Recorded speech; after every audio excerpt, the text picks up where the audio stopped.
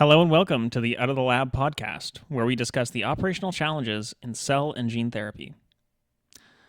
Each episode, we sit down with a different voice in the space, from executives and scientists to patients and advocates, to figure out exactly where the industry is breaking down and how to fix it. This episode is brought to you by Method Made. Accelerate your tech transfer by up to 6 months using video SOPs to capture technical nuance. Take the complete interactive product tour at methodmade.ca. Last thing before we get started, quick shout out to the executive producer, Tatiana Matviva, for her work in guest selection and topic choice. In today's episode of Out of the Lab, I'm joined with Dan and Binh from Wynngate Consulting, where they consult about GXP manufacturing.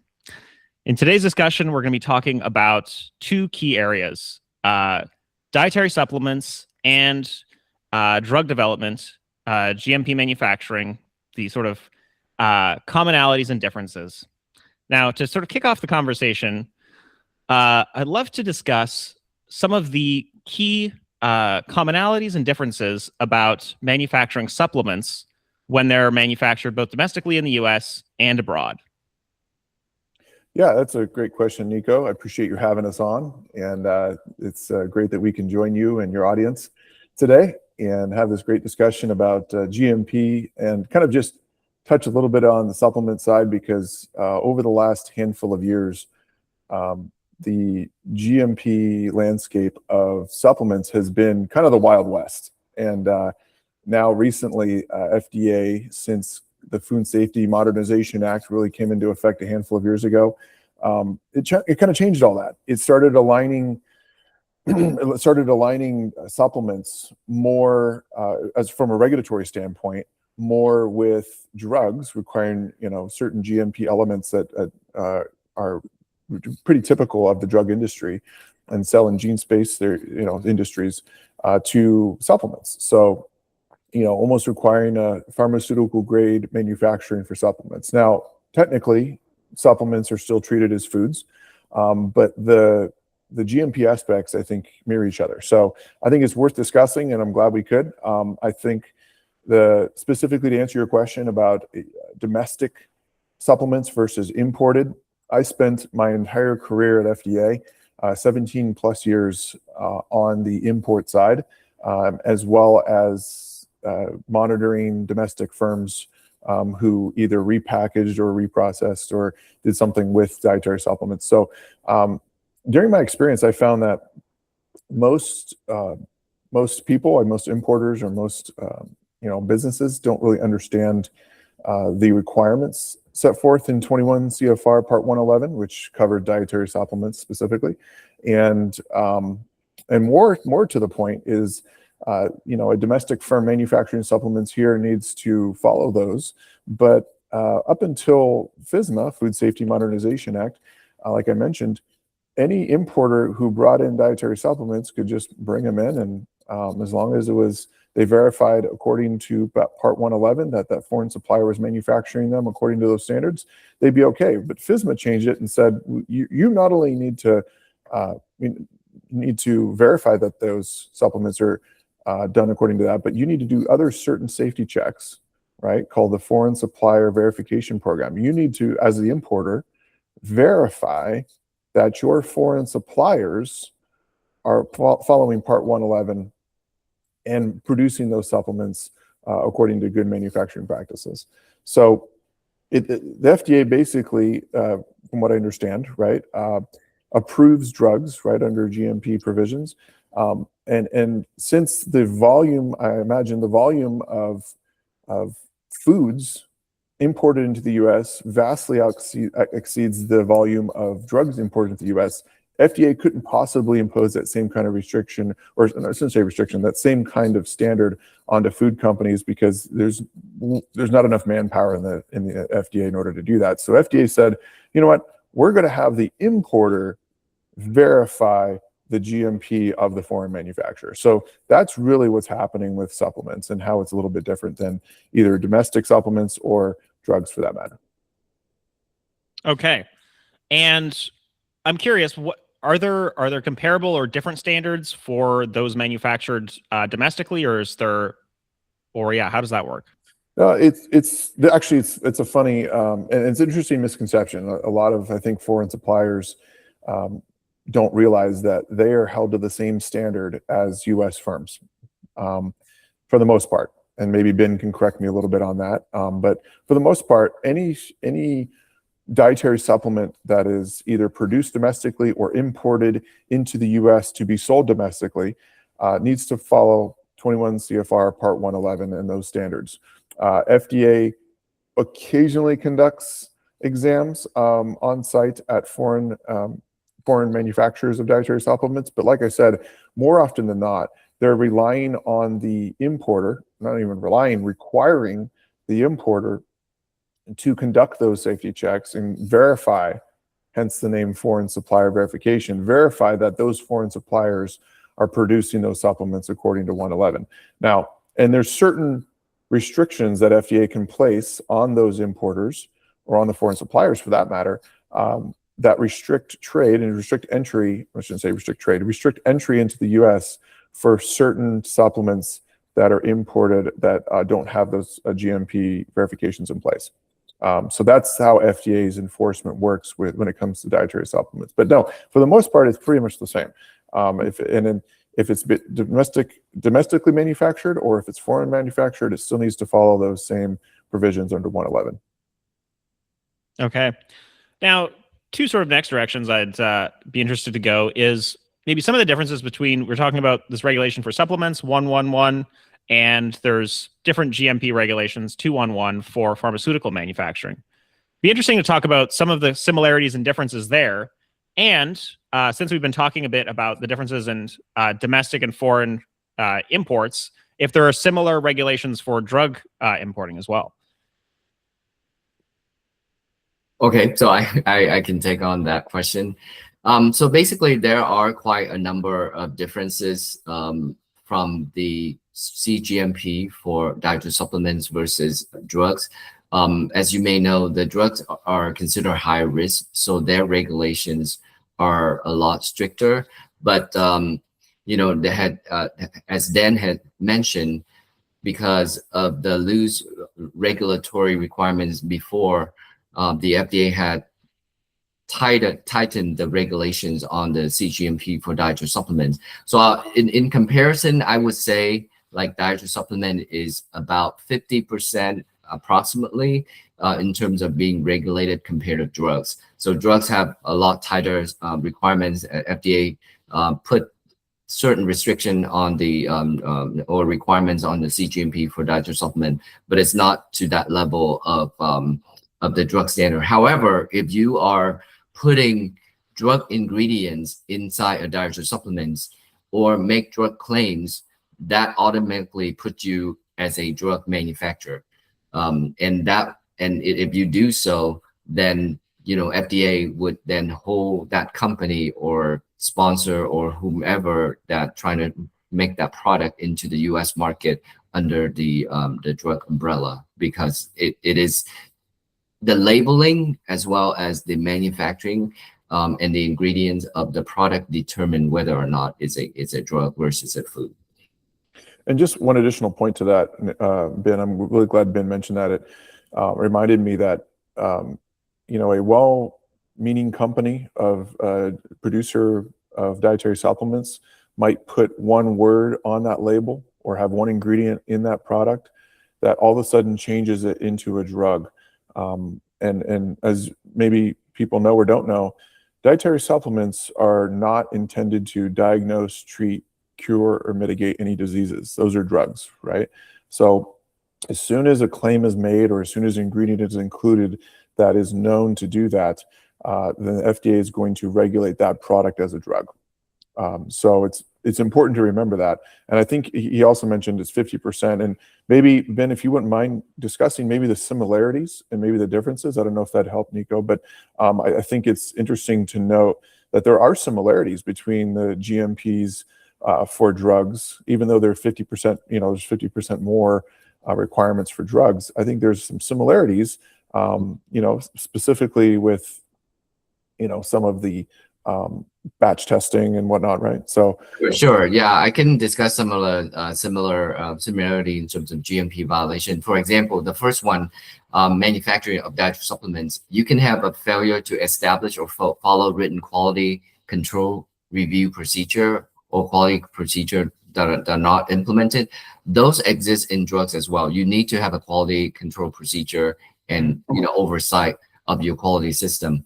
The second example of similarity include lack of written master manufacturing record or elements of the master manufacturing record.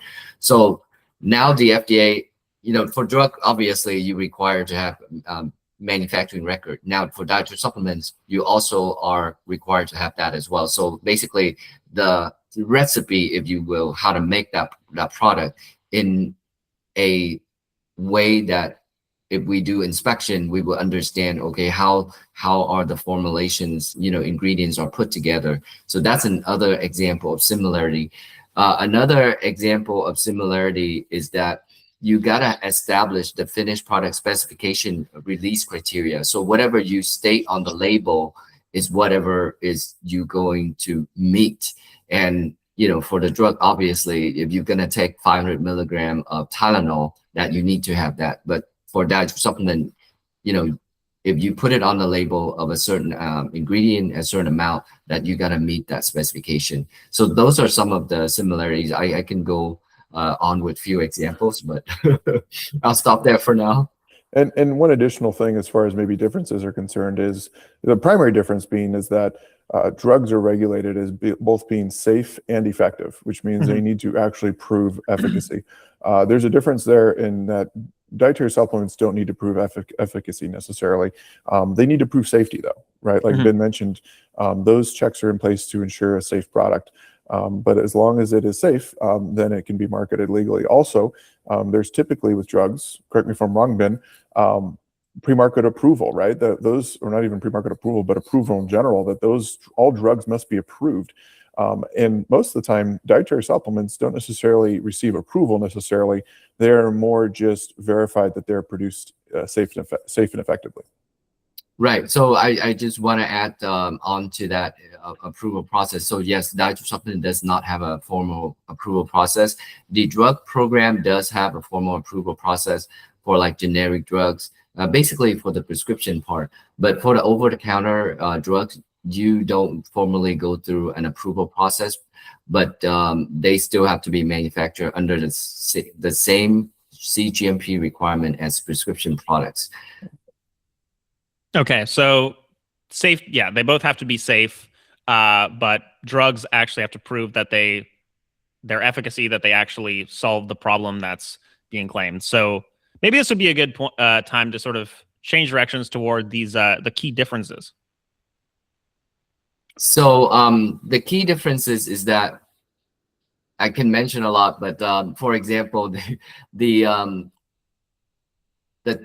testing for the drug part is a lot more complicated than the dietary supplement. That doesn't mean that testing is not required for dietary supplements. For example, right, the identity testing is required for both dietary supplements as well as for the drug product. But for the drug product, they go in more extensively. They look for like impurities, for example. A lot of time they look for impurities. The dietary supplements, not so much. But if you have, like ingredients that can impact safety, then, that would of course be taken into consideration. So that would be one example of not major differences, but like higher requirements, if you will. Let me try to think of another difference. If I may, Binh, just while you're thinking, so Nico, you mentioned that the safety and efficacy difference as far as standards are concerned, and maybe something to touch on with that, and how exactly are those effectuated, right? How are those implemented when it comes to those? What's a practical example of that? Well, obviously, like we just talked about, the GMP side really just shows the safety aspect, right? The efficacy typically is done, if I'm not mistaken, Binh, especially with pharmaceuticals, that are coming to market through clinical trials, right? Which is not required, like I said, for dietary supplements. So that would be a very key difference when it comes to pharmaceutical, prescription pharmaceuticals especially. Over-the-counter medication is a little bit different. Those need to follow a monograph and make sure that those are following, certain other standards. But without getting too deep into that, that's the primary, from someone who comes from the supplement industry, something that we see a lot, and something that I think a lot of either supplement importers or manufacturers here get wrong, is that they don't understand that, well, why is my product being held or detained or on import alert, or why won't I let it in? Well, your dietary supplement is now a drug because you made a claim or have an ingredient that lends itself to be a drug, right? So even something as simple as sunscreen, which most people would think, oh, well, sunscreen's harmless. Well, it's technically a drug if it has SPF factors and contains certain ingredients. So that product needs to prove safety and efficacy. So that's one example maybe that I could think of. And Ben, maybe you have another one. But yeah, so to add on, like for example, the FDA required that for the drug part, if you have significant GMP violations, that you gotta submit a fuel alert report. It's called FAR, F-A-R, fuel alert report. That is not required in the dietary supplement world. And that's kind of like alert the FDA that, hey, we have maybe significant CGMP issue that we need to alert the FDA. And then the FDA usually will come back to the company and kind of work with the company to decide, what are the next steps would be to sort of like address any kind of safety and efficacy issue. So that would be another example. And is that generally an easier situation to work through as a sponsor, taking that proactive approach to reach out to the FDA using that approach? So FARs is a way of for the company, for industry, drug pharmaceutical industry, to reach out to the FDA and notifying them. That could have different consequences depending on the issue of the FAR, and if the issue of the FAR relate to CGMP impact severely, that could have a major impact on the outcome of the facility and the way the FDA does inspection. If you don't notify the FDA, you're in trouble, of hiding the information. But if you notify them, depending on the problem, they may send somebody out and say, hey, this, and do additional investigation that otherwise may not have been discovered by the firm. And depending on what the FDA finds or the firm finds, it could lead to different pathways, recalls, import alert, warning letter, etc., that relates to that fuel alert report.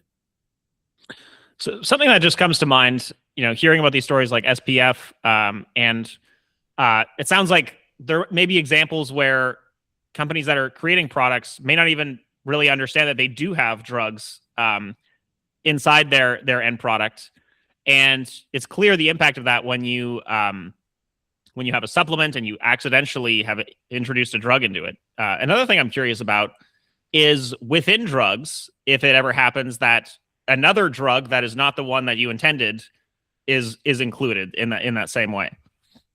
Oh yes, that happens in manufacturing world. Not often, but it does happen where you have mix up and contamination, cross contamination from one product line into a product line. So they usually call that like line clearance deficiency, because sometimes you're manufacturing the multiple products on the same line, manufacturing line or equipment, and you can have that cross contamination due to lack of proper cleaning, lack of line clearance, or the facility is contaminated over time, with residues on equipment or, like I said, facility, and that could cross contaminate. Or you can have a packaging line where you're putting like a label of product A on product B by mistake.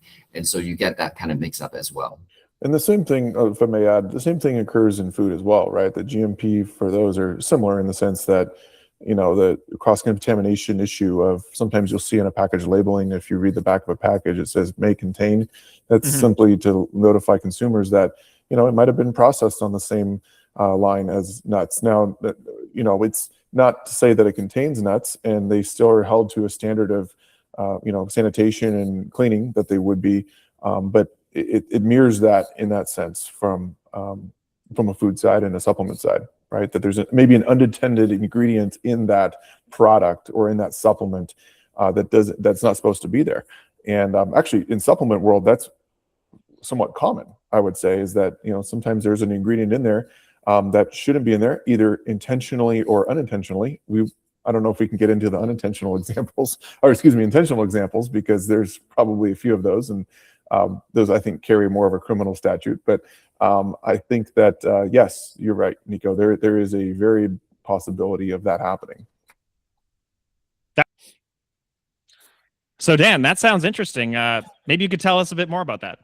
about the intentional adulterations. It's funny because at FDA we saw a lot of that actually. There was quite a few instances of companies importing either weight loss or sexual enhancement or ED drugs, or excuse me, dietary supplements with undeclared pharmaceutical ingredients in those products.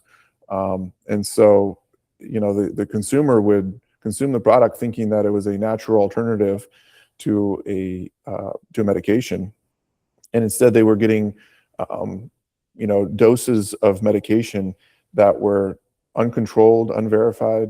A lot of times the levels and the concentrations were way higher than maybe what should be or would be prescribed. And so it was a real concern for FDA, and they cracked down pretty hard on that. And it's interesting, I think tadalafil and sildenafil in the sexual enhancement and weight and ED supplements, those were common. And it makes sense for maybe a company to do that if they want to cut corners, because they avoid, back to kind of the GMP aspect, they avoid the rigorous testing that's required for drugs and pharmaceuticals that are related to ED or weight loss by simply just adulterating it and putting it in there. Of course, it's highly illegal, and eventually those companies were not only stopped, but put on import warning letter, but also enjoined and had consent decrees placed upon them. So, which prevented them not only from importing, but barred them really from doing business at all in the U.S. So it's quite a harsh triage of punishment, or I should say enforcement, that FDA has in their toolbox, especially for something like an intentional adulteration, which really goes to a criminal statute, and they get tried in a criminal court for that. So, but I imagine most of your audience is not going to go down that road.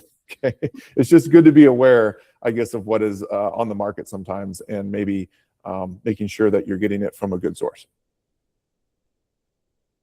One other direction we could go would be in terms of the remediation, sort of how the remediation happens. We've talked a bit about how to handle that when it's a supplement. Is it the same for drugs when there's this accidental contamination, or are there different regulations and sort of frameworks for that? So if I can take you to this this process of how the FDA kind of escalate their decision-making process, to higher level of regulatory actions. So for example, if the company get a FDA 43, which is like objectionable condition observation citation, if you will, the longer the citation and then the more significant the observations are on the 43, the chances of it being on alert, if you will. So generally the FDA have three classification, yellow, red, or green, like green being NAI, no action indicated, where they didn't find anything or very minimal, and then yellow, which is VAI, voluntary action indicated, where it could shift either way, where FDA can make a decision, okay, it's going to elevate to red, or it can go back to green, where they're not going to take any regulatory action. So when it elevates to red, it becomes OAI, official action indicated. And once the company get the 43, a lengthy 43 with a lot of objectionable conditions on there, their best interest is to reply to the FDA as soon as possible, within 15 business days, not calendar days, but 15 business days. So if they respond adequately, and the FDA review that and find that, like let's say they're in the yellow, it could go down to green, but if they don't respond adequately, it could shift to red. And then when it shifts to red, the FDA would then send out what's called an OAI letter and informing the FDA that, hey, your response was not adequate or that you didn't respond. But basically they give the company an OAI letter notifying them that, hey, we're now putting you in a red category. So now they have basically another 15 business days to reply to this letter. And if they don't reply again adequately, they may then get further regulatory action. In case of companies that are located outside the US, the immediate next step action the FDA generally takes is put them on import alert, because that's one of the easiest things to do for FDA. Is once the company has got put on the import alert, they cannot ship product to the US, and therefore the US consumer are immediately protected, if you will, right? Mm-hmm. Except that they have remaining within expiry products inside the US. That's different. So the next step the FDA can request the company to do is, okay, because of all these CGMP deficiencies, we're going to request you to recall these product recommendation. But usually when the FDA say recommendation, they want you to put. So, and then in the meantime, when they putting that company on notice in terms of import alert or recall recommendation or request, they're working on the next step, which is the warning letter. So usually you see the warning letter coming out a few months later and basically summarizing major CGMP deficiencies.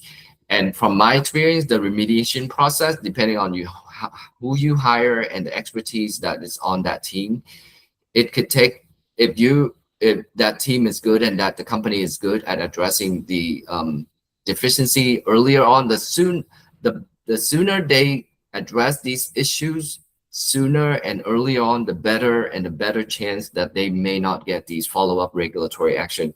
I've seen companies use services where they just try to check off the box, okay, we're going to send this in by the date, but then they don't realize that if they don't send in sufficient information, the FDA still move on with their regulatory action. And it's harder to fix once you get the warning letter issue, because the longer the warning letter is, the harder it is to take to respond to that and also to correct the deficiencies.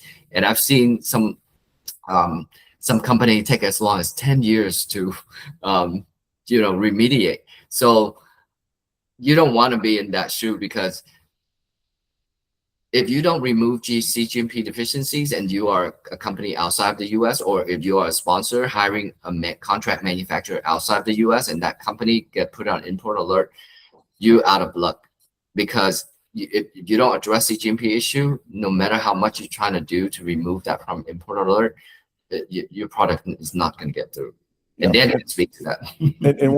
I second everything Ben says. He's an expert on that, and he's done many GMP inspections in foreign facilities, so he knows exactly what he's talking about. I come from the import side and know that, like you said at the very end there, if a company is on import alert, if a foreign manufacturer is on import alert for GMP deficiencies, there's no amount of testing you can do on that product if you try to import into the US that'll allow it to make entry.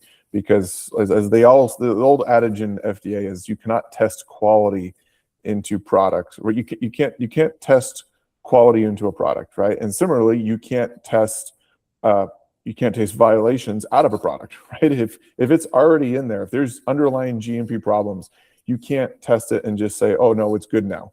No, it's already been shown that it was produced in a facility with violations. So the underlying cause has not been fixed. So I think a lot of maybe manufacturers or importers of drugs don't understand the fact that, and maybe you're confused.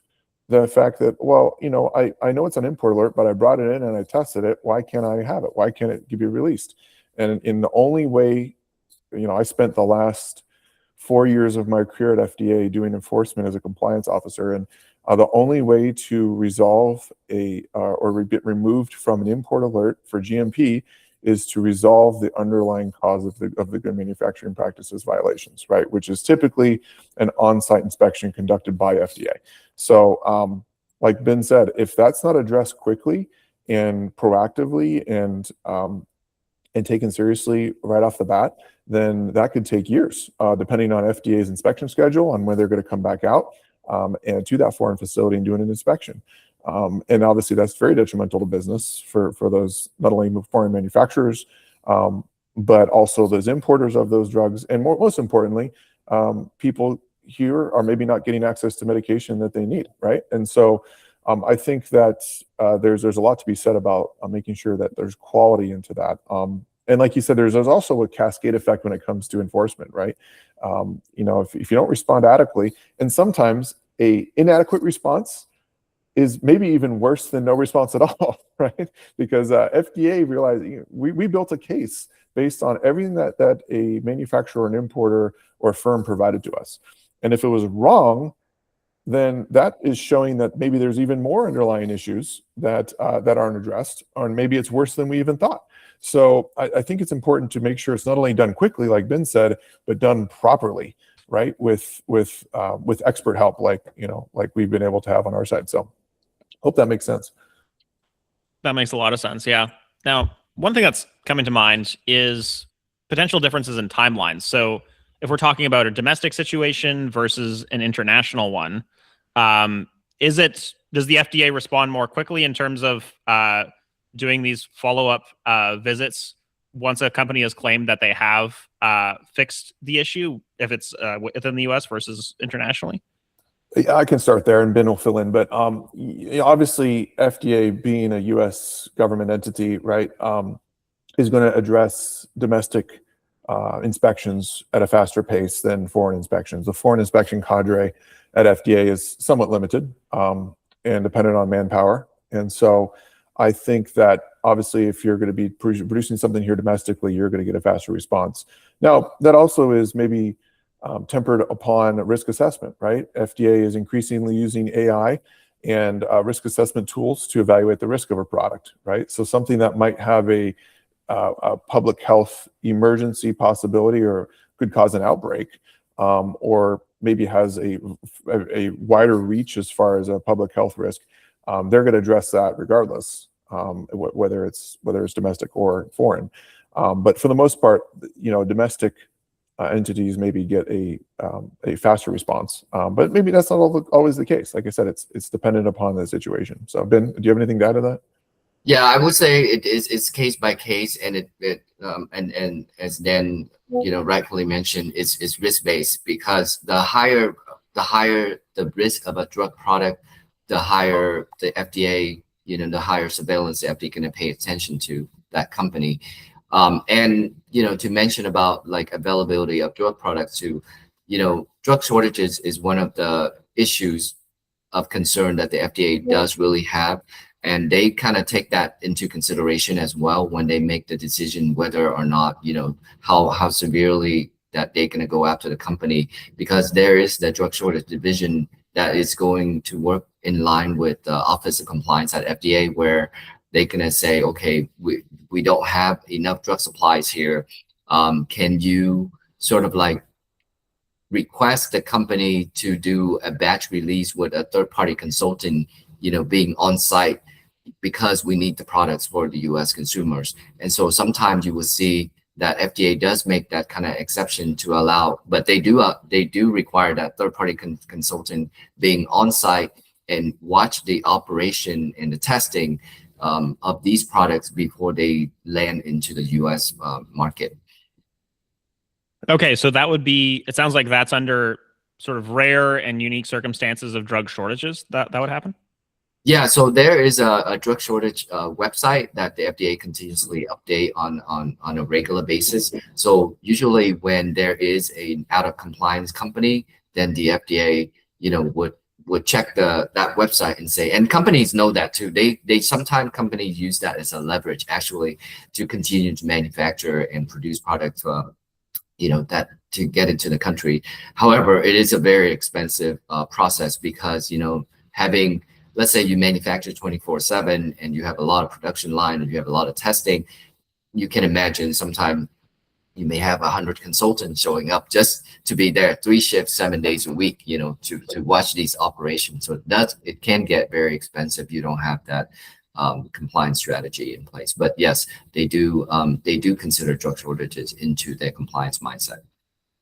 Okay. And as we're sort of getting towards the end here, one last thing I'd like to sort of discuss for an audience that may include sort of up and coming sponsors who are thinking about manufacturing and they haven't quite gotten there.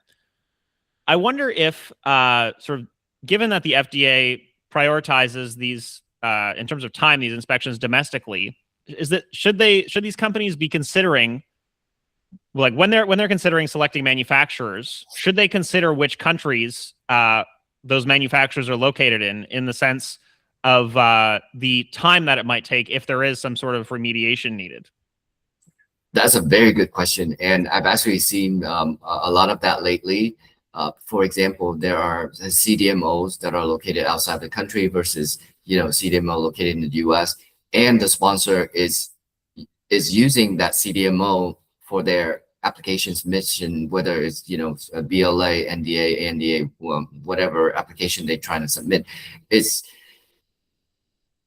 a good thinking to do that due diligence upfront, to study about the history of that company and perhaps even have a secondary backup company in case the first one gets into trouble, because you never know what's going to happen at a facility, especially at a contract manufacturing facility. Just because you are in the green or yellow lane for the last decade doesn't mean that you cannot be shifted to red.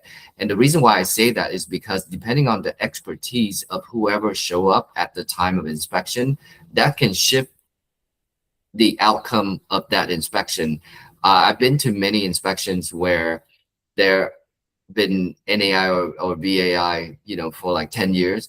And then when I walked in, I can find so many problems that could turn the facility red. And recently you see a lot of that from my end anyway. I've seen a lot of that. And the sponsor get panicked because they're now thinking, oh my God, I'm in phase 3 commercial clinical trial ready to commercialize, and this company is now in the red zone. So what do I do?